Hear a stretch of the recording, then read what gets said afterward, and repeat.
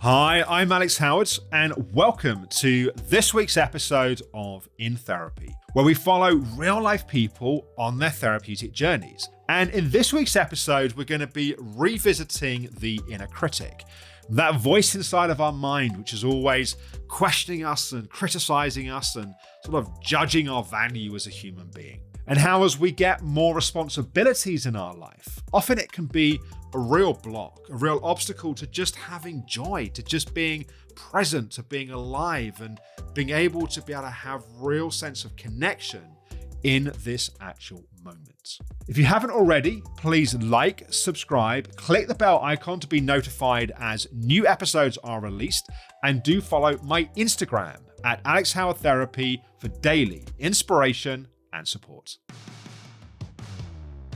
This week, we catch up with 23-year-old Sanaya, who came to therapy to help with her anxiety. Having seen significant progress in our last session, Sanaya learnt an important lesson, that when we work on our healing works for us. With a slightly longer break between sessions, I'm keen to see whether she's been able to keep up the good work.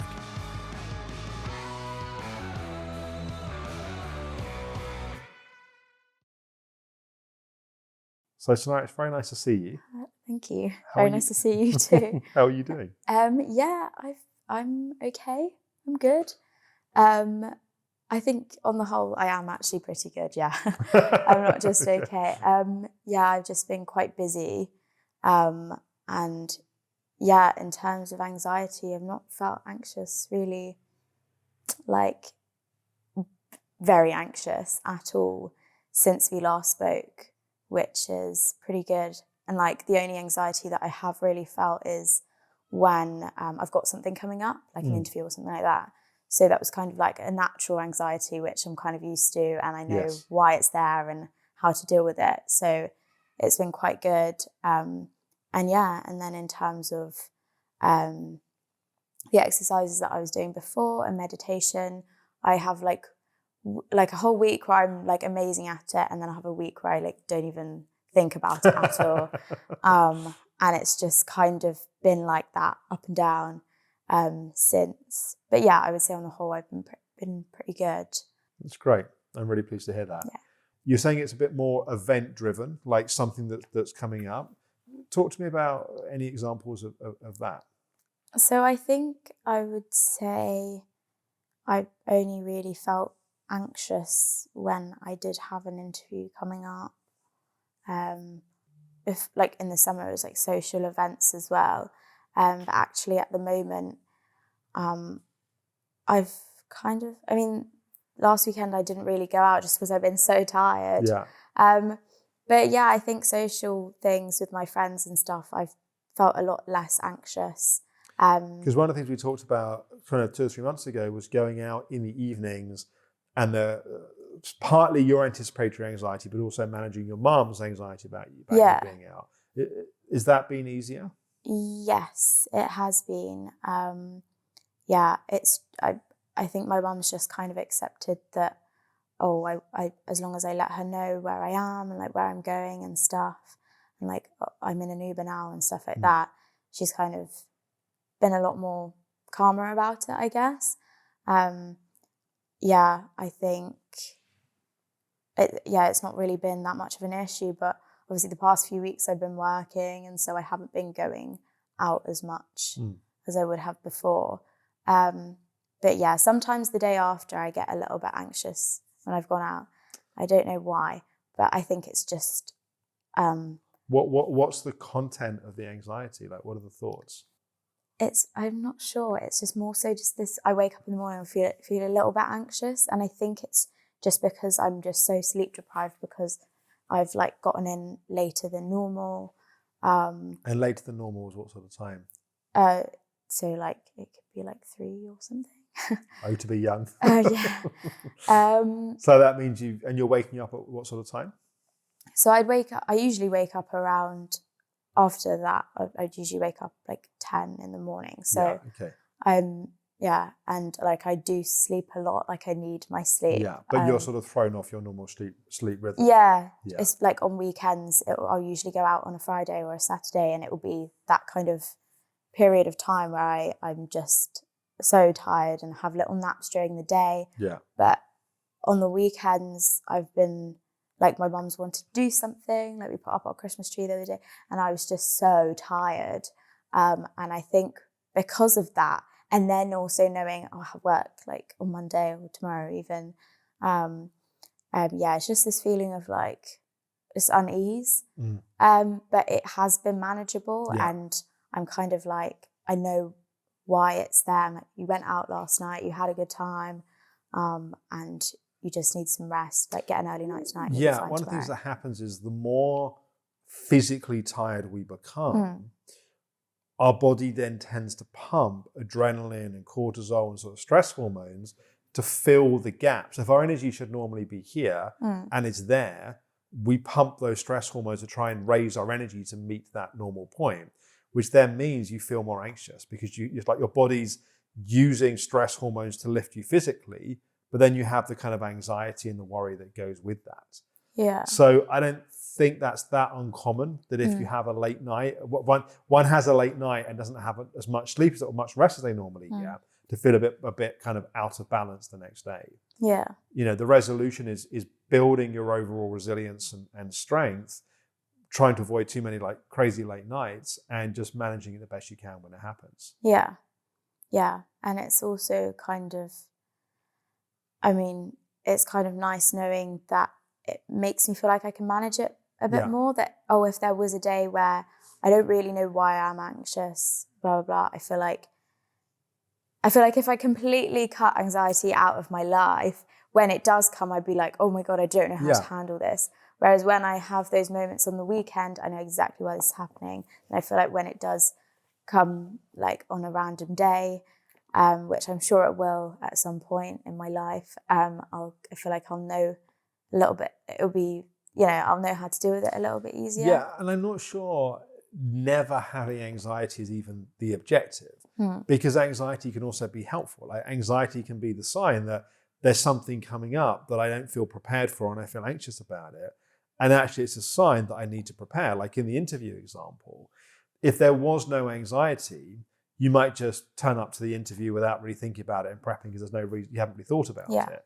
It's the anxiety that gets you to do the kind of research in advance and to maybe think about possible questions they might ask and what you would like. There's a healthy place to have anxiety. It's just what you do with it, and does it feel like a message from your system to prepare, or does it feel like this kind of overwhelming, dominating force that you need to escape and get away from? I think sometimes with my confidence, I mean, sometimes I have like really good days and I don't really think about anything. And then sometimes I'll have like a few bad days where I wouldn't say it's necessarily a body image thing, but that's what kind of kickstarts it. And then I'll look in the mirror and I'll be like, oh gosh. And then after that, it will just kind of, my day will go badly because like these jeans don't fit me anymore or something like that. And it's like, I'll like be a little bit, not anxious, I wouldn't say anxious, but just uncomfortable with what I'm doing, like less confident speaking to people, not really want to do whatever, like go out or something like that. It sounds like there's some sort of inner critic piece that comes in. Yeah. Right? What are some of those things that you would find yourself saying to yourself? Just like, if it is about my body, just that I put on weight, that's usually what it is about my body. And then after that, it would kind of like start a whole, like you need to speak more when you're with that person, or be more funny or something like that. So it sounds like there's a comparing yourself to an ideal that you feel you should be. And that person has this figure, that person always says the right thing in these situations. Like, who is that idealized Sanaya? Like, if I was sat here right now with that kind of perfect version of yourself that you're measuring yourself against, who would I be talking to? I think I do compare myself a lot to myself when I was in sixth form. And I think because, and I wasn't great. I wasn't really like, I think I just was just a lot more fun. And I think I like just genuinely didn't have a care in the world, which wasn't the best thing at all. Had you experienced any anxiety at that point, or it came soon after that, from what I remember? Yeah, I didn't really. It was just feeling nervous more than anxiety. Okay. And then, so the anxiety came during uni, I think. So it was a sort of innocence in some ways as well, right? Yeah, completely. And obviously, I think everyone has a stage where they're like growing up and they just kind of, don't really care about anything, or I don't know, something like that. And that's definitely what I went through. And it's not that I want to be like that as such. But there's something about the lightness and the playfulness of that you that you miss. Yeah, definitely. And because that you is still there, right? Yeah. But it's not as easily available somehow. Yeah. What is in the way of you being able to feel more that way? Like, is it your inner critic, like saying people will think this or that, or won't think, like what's the obstacle to you being able to be a bit more kind of, playful and spontaneous? I think I have just changed a lot. Okay. I think I've just gotten older, and things matter to me more than other things. So when I was younger, I didn't really think about a career or anything like that. That wasn't the first thing on my mind at all. But now, obviously, that's what is probably most important to me. Yeah. But is it possible to have more responsibility, get a bit older, and still be playful and like still have that sort of like light-hearted, playful attitude to life? Yeah, definitely. I think then in terms of that, then it is the inner critic where that's probably perhaps stopping me. And when I think about, you would have done that, you would have gone to that or done that if you were in sixth form with that person. But now I just need to like accept that I might not want to do that anymore, and I shouldn't beat myself up about it if I don't. Does that make sense? Yeah. I feel like the playfulness, yes, there are going to be situations where it's not appropriate, or there's going to be places where something else is more helpful. But I think it's also very easy to get in a pattern of having gone through a difficult chapter of life where there was a lot of anxiety and kind of confidence issues and that sort of thing, and you have much more space and freedom from that. But then it's sort of like, well, that playfulness was me before that, and that's not me at this point.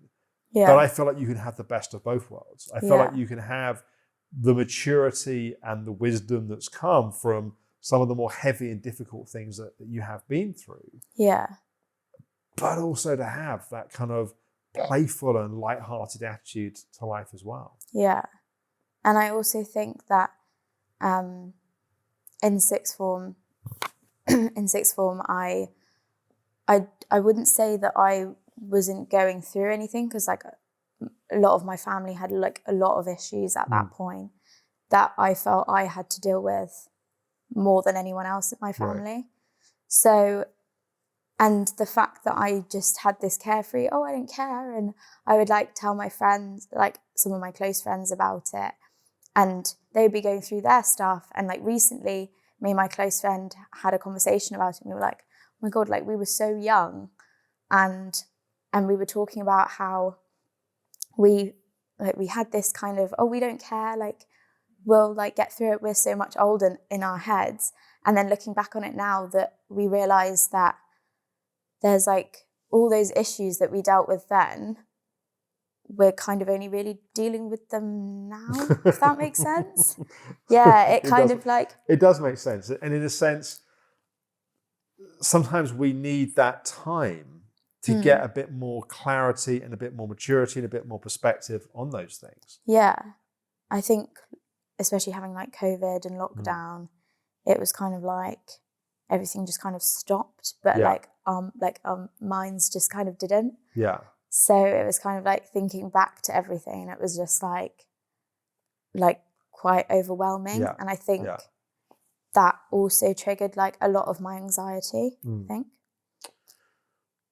Coming back to the inner critic, what does your inner critic have to say about fun? Like you being just, and it, the fun that one has in there. Remind me how old you are? 22. 23 in January. Happy birthday for January. Thanks. The kind of fun that one has at 22, 23 is different to the kind of fun one has at 17, 18. Yeah. And the fun you have at 17, 18 is different to what you have at 11 and 12. And the fun you have in your 30s is different to what you have in your 20s. Like there's an evolution of that. But that core principle of having a playful, lighthearted, fun attitude to your life is valuable. Yeah. So that what's the inner critic got to say about it? Like if you're, wanting to be a bit lighter and a bit more playful about something in your life, what gets in the way of that? I think a lot of the time, especially when I wasn't working, it was, if I was to go out, I kind of felt like, I can't spend any money, or I shouldn't really go out or something like that because I don't really deserve it because I'm not working for it. Now that I'm working for it, it's a little bit different. Yeah. But it's still just like this kind of, I shouldn't be doing this because my friends got these jobs and they're kind of all set and I'm not yet, so I shouldn't be doing this. What sort of jobs are they've got? They've got, well, I mean, it's different for a few of them, but a lot of my close friends have got the jobs that they kind of want. But are they more traditional career choices that are a bit more predictable? I would say half of them are, and then the other half, they are sort of in the similar things that I would want to go into. Yes, because the pathway you're going down, like a creative path, is harder to get the right jobs. Yeah, and I think some of them as well have got it because their parents or something like that. So someone kind of greased the door a little bit for them. Yeah. So that's kind of, so it's kind of like, I understand why, and I'm like, I shouldn't be so hard on myself. But it's still a little bit, when you feel a little bit behind, it's still a bit, I need to keep up. And there's a truth that you need to keep challenging yourself and pushing yourself to progress. Yeah. And it sounds like your inner critic's got quite a lot to say about it. Yeah. So if you're comparing yourself to a friend that, let's say, is in a kind of steady job on the path they want to be on, and then in that moment you're recognizing you don't have that lined up. Yeah. What would your inner critic say? Just that I probably shouldn't go out. I should probably, even if it doesn't even mean stay at home and work. It just means that I don't deserve to go out and like see your friends or like so until you've got that job lined up, you have to self-flagellate a certain amount. Yeah, that's what it feels like, I think. When you say that out loud, what do you think about it? I know that it's silly. But it's not about judging you for it. Yeah. It's more about just is that fair? Is that helpful? Well, it's not really, no. It's not. It's just, it's something that I kind of don't really listen to as much. I think during the summer I definitely did. Whereas now I kind of don't really give in to it. I'm kind of like, if I want to go out, I'll go and do it. And it sounds like that's part of what's different since the summer as well. Yeah. Yeah. Because it's one thing to go, I'm not going to go out because I can't, I haven't earned any money for a few weeks. I need to save the savings that I've got. It's another thing to go, I'm not going to go out because I don't deserve it. Mm-hmm. Because that feels like a self-punishment in a sense. Yeah. Yeah. Yeah. Yeah. And it sounds like that's happening less But it sounds like it is still happening. Yeah, I mean, I think I still have that feeling, like majority of the time, but a lot of the time I do just go out anyway. Yeah. Because I know how I would be feeling if I didn't, which is just mopey and whatnot, which is kind of a little bit what I got this past weekend. But actually, it was just kind of like had this kind of fear of missing out. But I was also met with the fact that I was just so tired. Yeah. So it was kind of like, it was a bit like that. But have you tried using the stop process on those thoughts? Like, you don't deserve it, until you've got the job sorted, you shouldn't be having fun. Have you tried stopping those thoughts? I think I have done, but quite a while ago. Okay. So not necessarily about like when I like punish myself in terms of like going out or something like that. I don't think I've used it really, but maybe I will try. I think that would be a good place to use it. Yeah.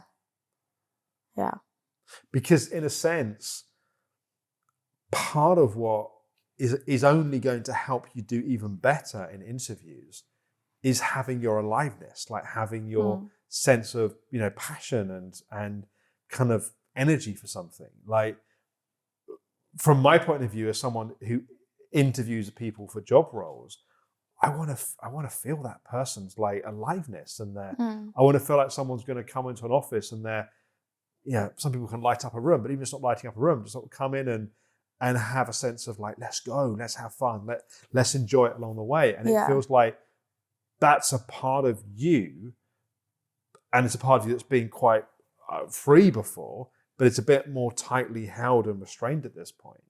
But actually, it's part of the life force that makes you who you are. Yeah.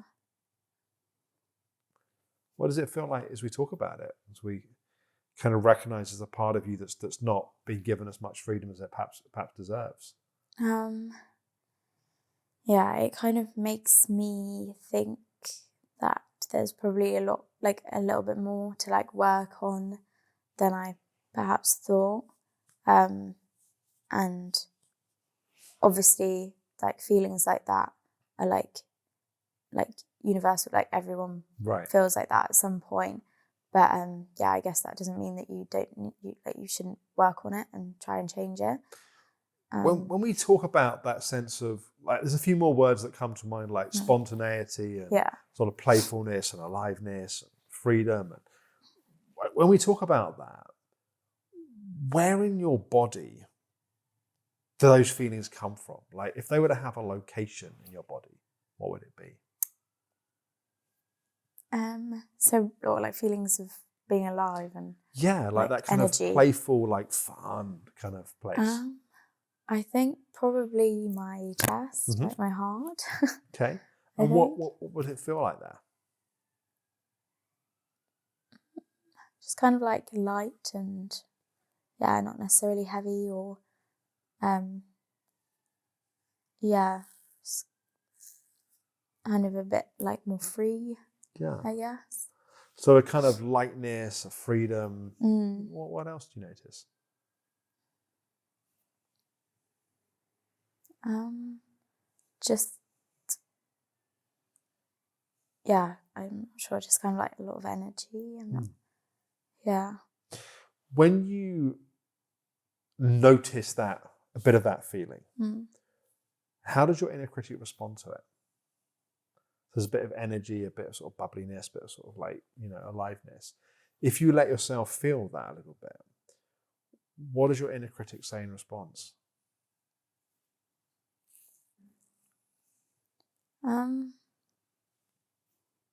I think right now it's not saying anything, but like I think it would be enjoyable at the start to feel that, and then I think slowly my inner critic would kind of come into it and what might it say? Just that I should probably like stop and do some like work or like What would it say about what other people might think about it?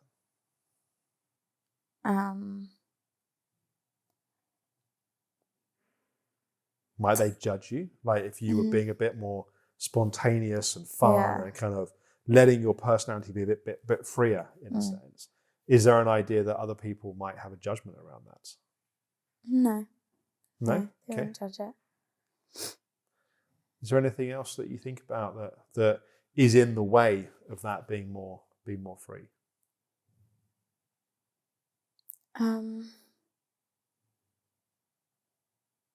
No, I'm not really sure. No. Could it be more free?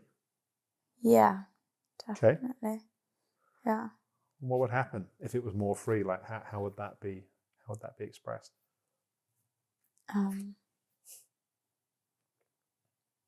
I mean, I would just have a lot,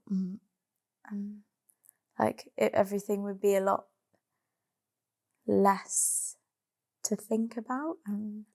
So there'd be like a more spontaneity, like more. Yeah, I would kind of just not really think about anything. I would just do it, and in that way, I would just kind of feel a little bit more free just by doing that, I think. Yeah. So there's not necessarily a judgment of what others might think. I'm wondering, what anything else that's in the way of it, or it might be just as you and I talking about it. Yeah. It might be that you can just go, actually, I'm going to let myself be a bit more myself, a bit more free, a bit more alive. But I feel like as we're talking, there is still a bit of a contraction that's there. Yeah. I don't know. I think it is just my inner critic, just not necessarily even like, I think it is just a judgmental thing. Can you name the judgment a bit more?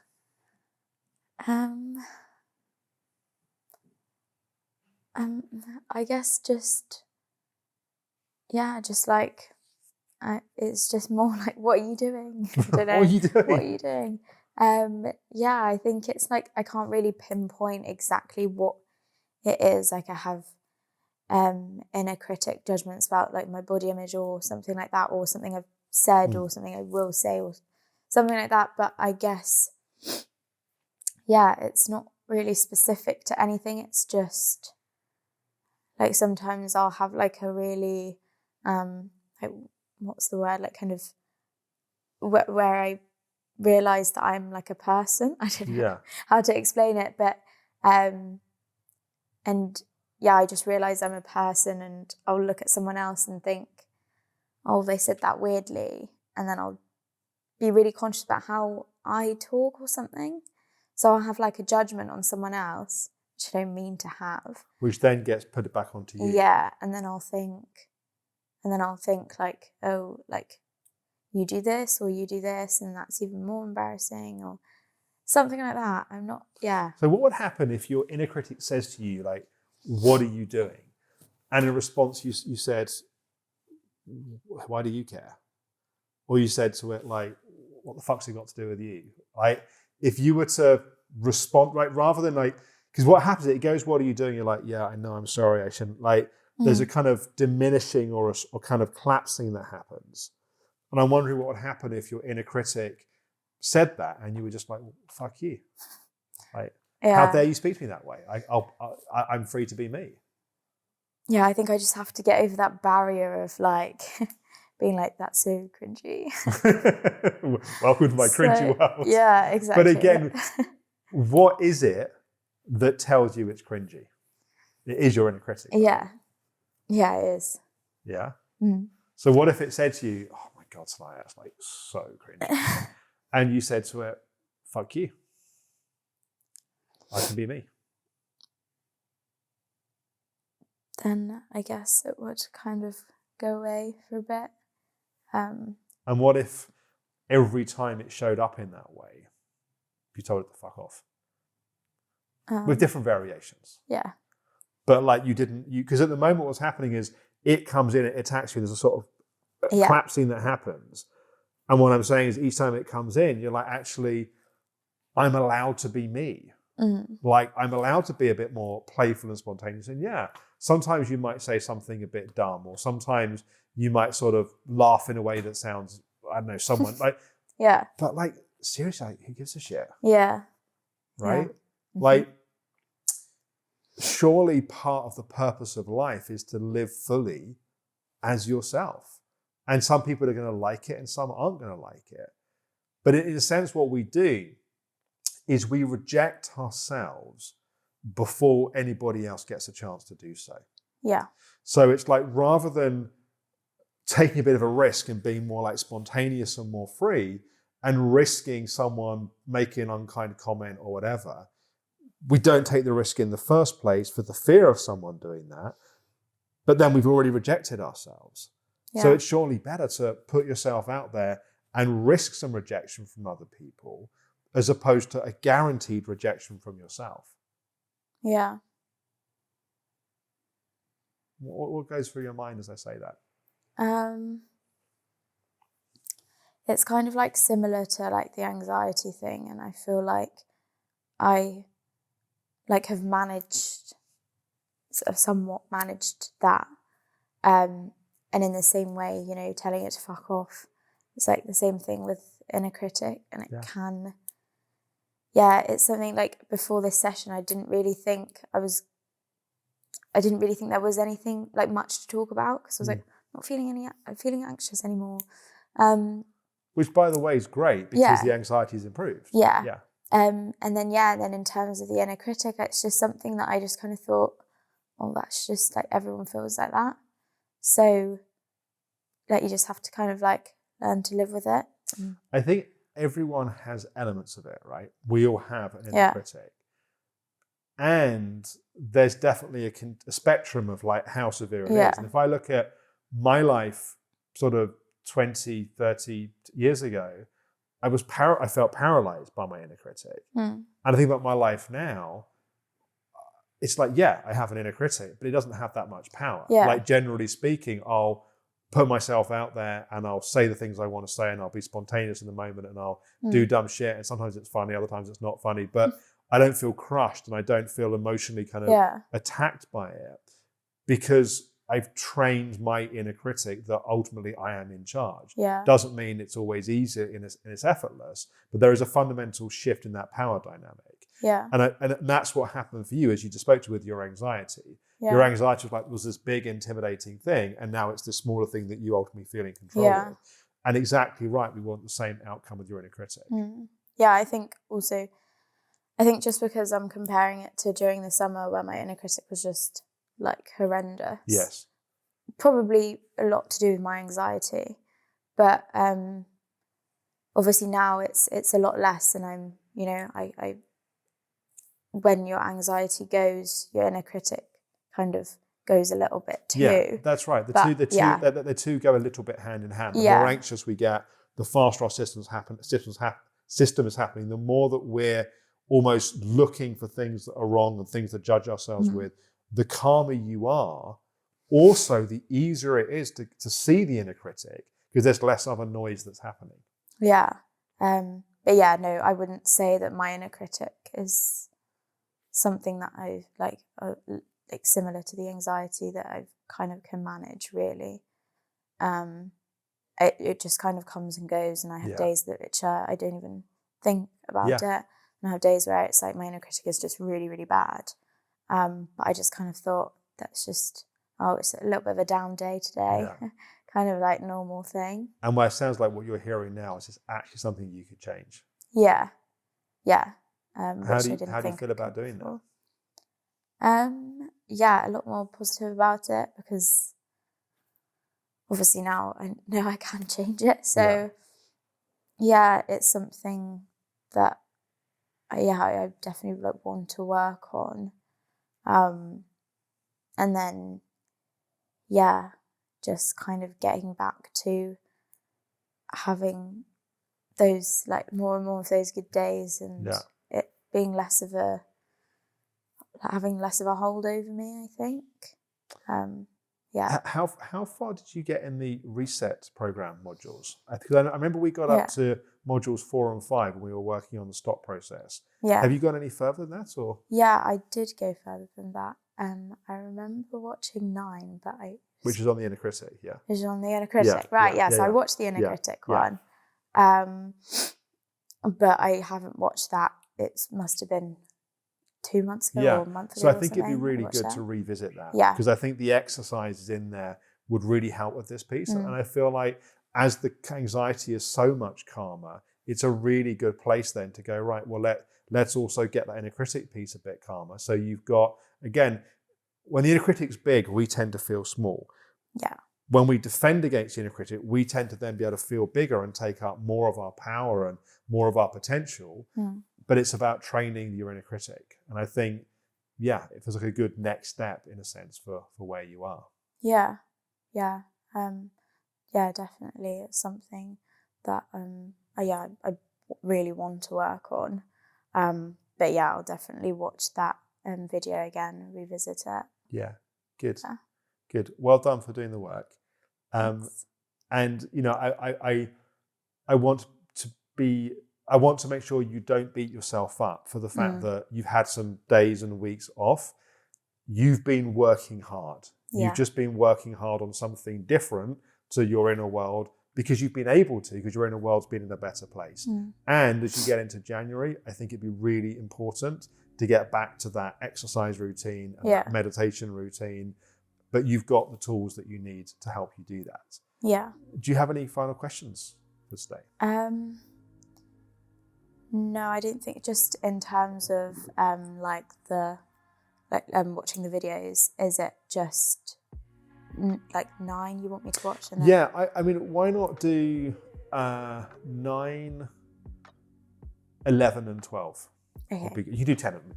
It's not like 10 is like a bad module, but so 9 on the inner critic, 11's on the inner child, and that can sometimes be that's often the part that can sabotage us. And 12's more about goal setting and focus and structure, which I think as you come into the new year would be a good focus for you as well. Yeah. But if you don't start those until you finish the job at the beginning of January, I think that would be totally fine. Okay. Because it sounds like right now you just got to keep powering through. Yeah. Yeah, but no, it's nice to have that to focus on as well. Because I think I don't want to neglect it too much. But yeah. So. Yeah, good to know. Good to see you.